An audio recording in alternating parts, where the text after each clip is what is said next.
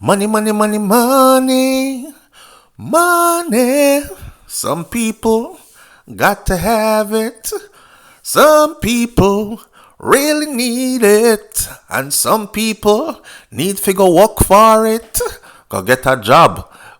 Welcome back to SouFLoTV again, everybody. It is your host with the most. Yesterday, we did a story about a Jamaican national that was indicted for sweepstakes schemes targeting the elderly in the United States of America. And that was Howard Chambers, and he's 32 years old, and he is said to be a Jamaican citizen who is living in the United States of America in a green card status, right? No need to discuss his immigration status at this point. This video is not even about him. This video is about two more Jamaicans, but these Jamaicans are far past the indictment point. This is not indictment, this is sentencing. They've been sentenced to prison, and we're going to get into their story as well. I don't know what it is about age 32. I guess some people reach 32 years old and say, Rascal, me I get old. Me need some money, I'm in a rich yet. So me I go try the scamming. Hello? Anyhow, he got caught up with a 60-year-old Jamaican as well. Well, we don't know if he's Jamaican. We'll get into the story. Yes, he is. Here goes the story. So this one is taken exactly again from the justice.gov or the website where these cases are made public by U.S. attorneys' offices, by prosecutors in the United States of America. This is not like Jamaica where them hide stuff and you have to wonder, what happened with that case here? What's happening with that case? Most of these cases are public information after the cases are brought forward, right? Even case like, well, I won't even call that brother that name because he's out, he's doing well. Let's leave it where it's at. Charleston, South Carolina. Two Jamaican nationals, Tyrell Harris, who's 32 years old, and Errol Durant, 60 years old. Shout out to my 60 years old and above. I don't know why you choose to come to America to come to prison at 60 years old. Like nobody in a prison now go want your wrinkle body. Y'all need to go watch Fleece Booty Johnson interviews, okay? Because people are of the perception that through me all, them now go want rush me and put on lipstick on me and treat me like gal round there. Well, y'all are vulnerable, okay? Them want some wrinkle booty around there too. You better behave on yourself and don't end up in the people in prison. It don't look good at 60. But you been a virgin all its life and then at 60, man, I come run. No, sir. Anyhow, two Jamaican nationals, Tyrell Harris, 32, and Errol Durant, 60. They were each sentenced to more than 5 years apiece in federal prison after pleading guilty to their roles in a fraudulent lottery scam that targeted elderly victims around the country. Mr. Fraudulent because my words are stumbling because I'm still stuck at thinking who wants to risk going to prison at 60 years old. Anyways, you know what's funny? What's funny is the Errol Durant person, the 60-year-old. I went and did a research on both of these individuals, Tyrell Harris, 32, Errol Durant, 60, and I found other pictures. You know, the special picture where them take call a mugshot. I found other mugshots of Errol Durant. I found mugshots of him in Florida, in Miami, and then in South Carolina as well, which means either he was arrested in Florida, booked, and then transferred to South Carolina on the same case, or he had run-ins with the law before in in Florida, and then got caught in this case in South Carolina. Either way, them have the man mugshot up all over the place, different states. He's touring. He's in America touring. He's touring prisons. Yes, evidence presented to the court showed that as part of the scheme, the defendant or their co-conspirators would contact elderly victims, same MO, contact elderly victims and falsely inform the victims that they had won a sweepstakes. Hello? Yes, my name is George Simpson and I'm calling from the Publishers Clearinghouse. May I speak to Mr. Wilbert McDowell? Yes, This is he, Mr. Wilbert McDowell. I am pleased to inform you that you have won $1 million and a brand new Toyota Corolla SUV. Yes, and the only thing you have to do to clear your... Calm down. I know you're excited, and I am even more excited to send you your winnings. Here is what we need you to do to clear your winnings. You're going to have to send $5,000 deposited to a specific account, and this will clear up all your taxes and your shipping costs, and it will have your money sitting in your bank account by tomorrow morning, and your vehicle will be delivered about 4 to 5 days after to your address on record. I am so excited for you. This is what them did I call the people them, and I tell the people them on the phone. The supposed prizes in these sweepstakes usually consist of millions of dollars in this particular case, which means that, listen now, I'm not making this up. I'm reading this directly from the justice.gov site for you. In this particular case, most of their phone calls were promising the victims that they had won millions of dollars. So yes, you have won $1 million, a new vehicle, and other valuable items. Now, the defendant and their co-conspirators would then tell the victims that they needed to pay the bogus fees and or taxes in order to collect their purported winnings. I don't know if people not realize and say, a lot of people going to prison behind this. Like, isn't there a way for you to do this differently if you're going to do it? Because here what? If I see something not working out too good, and I see more people going to prison behind it than people who are becoming successful off of it, that would kind of be like a red flag for me if you go try something else, right? I'm not testing my luck like that. But the winnings are great. The winnings are great. When you bingo big.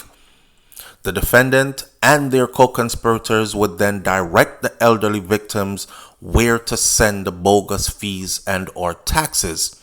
Evidence in this case showed that the victims purchased prepaid cards, USPS money orders, and bank money orders, and mail, cash, personal checks to the defendants. The defendants, in turn, wired the fraudulent funds to co-conspirators in Jamaica and amongst various bank accounts that were opened and controlled by them. In Jamaica, you know.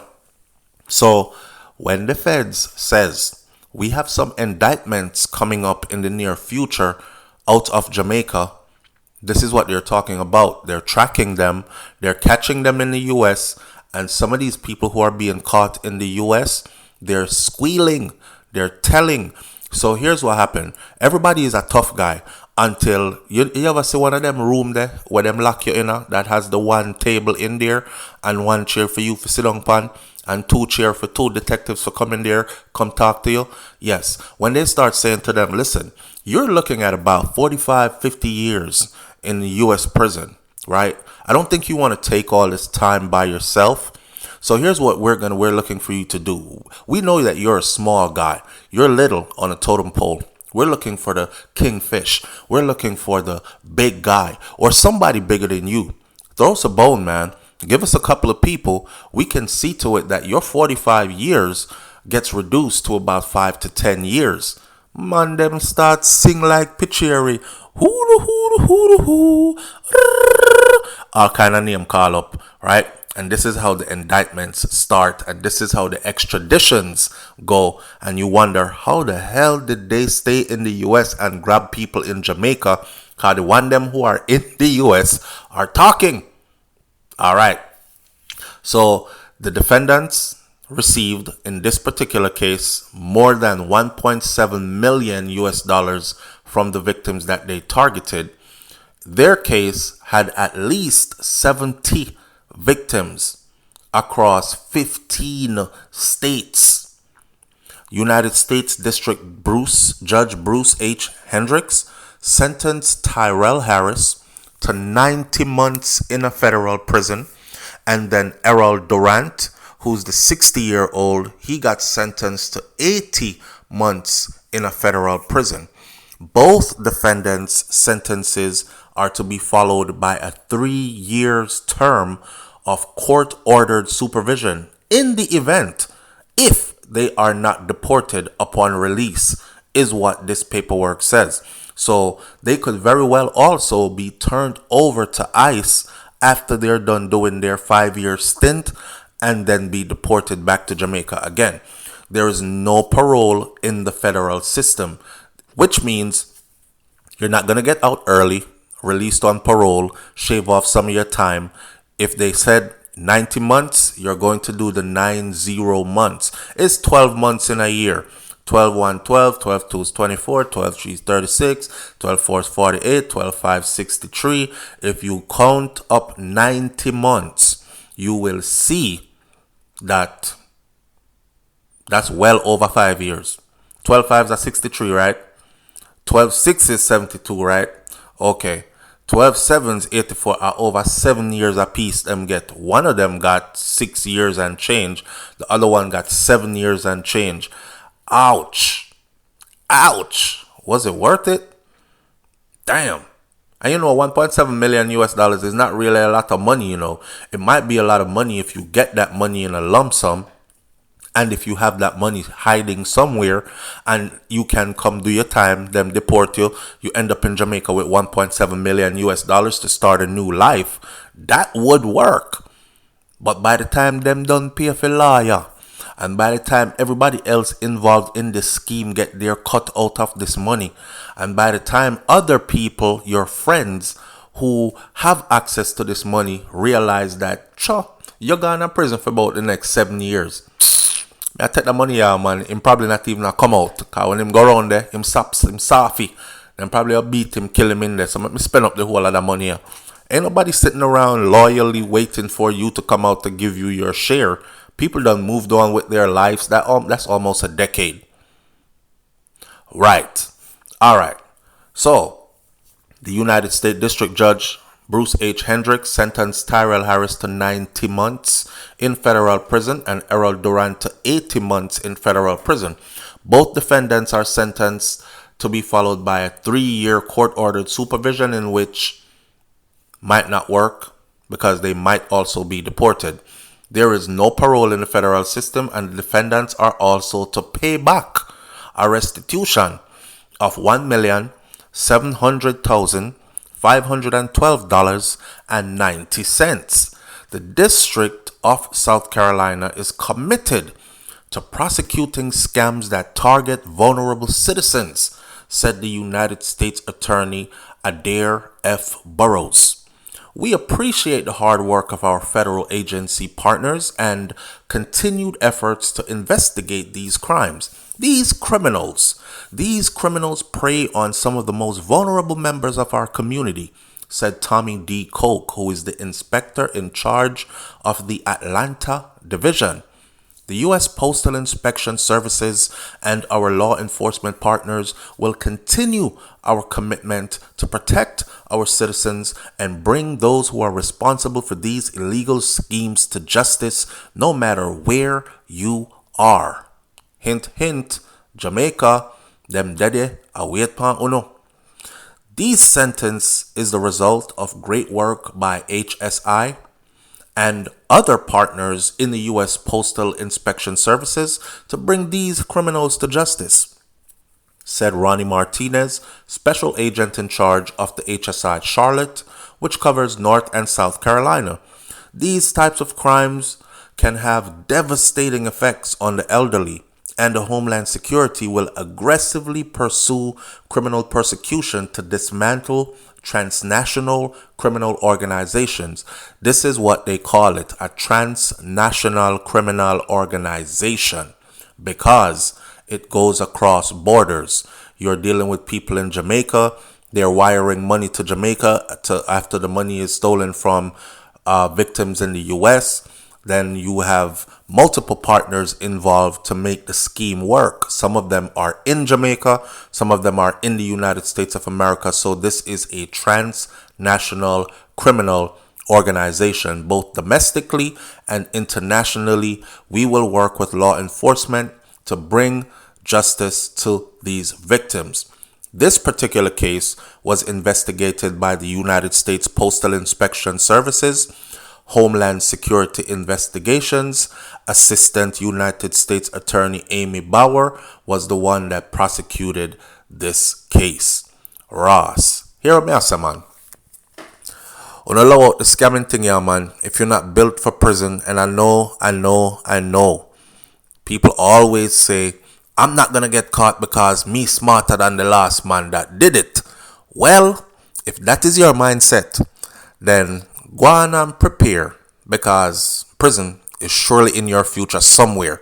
Shout out to all the hard-working people out there who know say we can step on crime too, But here what? Prison no built for we, and we definitely no built for prison. It's SouFLoTV. I'll catch y'all on the next video. Go ahead and hit that subscribe button. Big up on yourself. And walk good, my people. Walk good. I'm out. Peace.